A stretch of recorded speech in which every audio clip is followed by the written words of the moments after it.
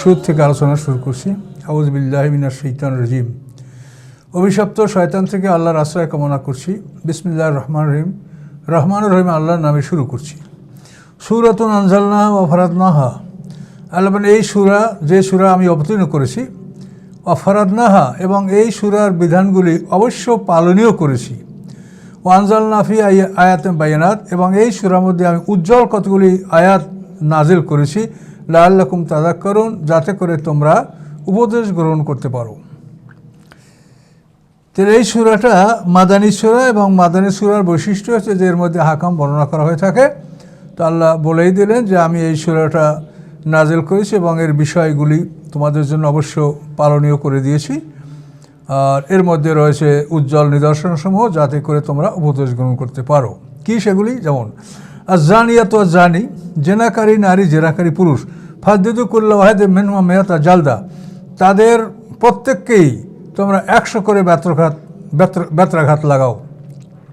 সজোরে 100 বেত্রাঘাত লাগাতে হবে। এবং এটা হলো যদি তারা অবিবাহিত হয়। অবিবাহিত হলে তাদেরকে 100 বেত্রাঘাত, এবং 1 বছরের জন্য এমনভাবে তাদেরকে মানে তাগরিব আমেন যেটা বলা হয়েছে, যে 1 বছরের জন্য তার দেশান্তর করতে হবে, যাতে একে অপরের সাথে দেখা না হয়। আর যদি এই 100 পিটানের আগে তারা মরে যায়, তাহলে তাদেরকে দাফন করে বাকি পিটান কবের উপরে মারতে হবে, 100 পূর্ণ করতেই হবে।